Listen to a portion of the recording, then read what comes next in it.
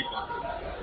இல்ல, எனக்கு இந்த கேள்வி என்கிட்ட எதுக்கு இருக்குன்னா எனக்கு புரியல. இல்ல, மத்திய அரசு வந்து குற்றம் சாட்டுறாங்க. மத்திய அரசு எப்படி குற்றம் சாட்ட முடியும்? இப்ப குற்றம் சாட்டுறதுக்கு எது வேணாலும் பண்ணுவீங்க.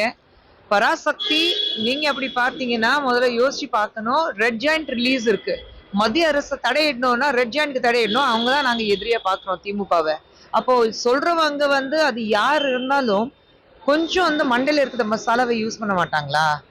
ரெட் ஜாயிண்ட் எல்லாமே பேசிட்டு நீங்க ரெட் ஜாயிண்ட்க்கு எதிராக ஓகே, உங்களுக்கு சாதகமா நாங்க படத்தை ரிலீஸ் பண்ணி தர முடியுமா? இதெல்லாம் மத்திய அரசுன்னா எல்லாம் இன்னைக்கு ஒரு குழந்தை அழுதாலும் அதுக்கு காரணம் என்னன்னு பசிக்குதுன்னு பாக்குறது இல்ல. மத்திய அரசு தான் காரணம், மோடி தான் காரணம். குழந்தை அழுதுக்கு மோடி தான் காரணம் சொல்றவங்களே நான் என்னத்தான் சொல்றதுன்னு எனக்கு புரியலீங்க.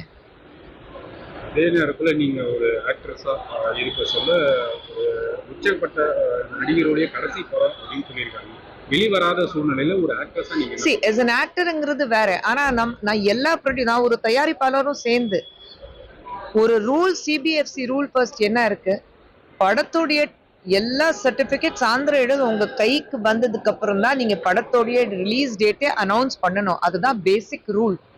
எந்த ப்ரொடியூசர் அந்த ரூல் ஃபாலோ பண்றாங்க சொல்லுங்க?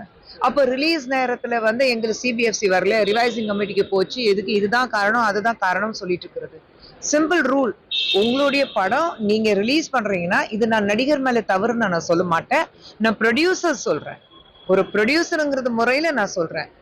ஃபர்ஸ்ட் ரூலே உங்களுக்கு சான்றிதழ் வந்ததுக்கு அப்புறம் தான் நீங்க படத்தை டேட்டே அனௌன்ஸ் பண்ணணும். ஆனா நீங்க ஏன் அதை வராமலேயே நீங்க டேட் அனௌன்ஸ் பண்ணிடுறீங்க? அப்புறம் நீங்க சிபிஎஃப்சி பிளேம் பண்ணாதீங்க. கிறிஸ்மஸ் இருந்தது, நியூ இயர் இருந்தது, எல்லாமே கவர்மெண்ட் ஹாலிடேஸ் இருக்கு. 24 மணி நேரம் உங்களுக்கு வந்து எல்லா வேலையை விட்டுட்டு அவங்க வேலையை செஞ்சுட்டே இருக்கணுமா? படம் ரிலீஸ் ஆகல, நான் வந்து ஒரு விஜய் ரசிகையா சொல்லும் போது வருத்தம் தான். என் குழந்தை வந்து ஒரு மிகப்பெரிய விஜய் ஃபேனு, அது எல்லாருக்கும் தெரியும். அவளுடைய உலகமே பாத்தீங்கன்னா ரஜினி சாரும் விஜயும் மணிரத்னம் சாரும், இதுதான் அவளுடைய உலகமே அவ நினைச்சிட்டு இருக்கா. அப்படி இருக்கும்போது விஜய் சார் படம் வரலன்னா அவ ரொம்ப வருத்தப்பட்ட. ஒரு ஃபேனா நானும் வருத்தப்பட்டேன்.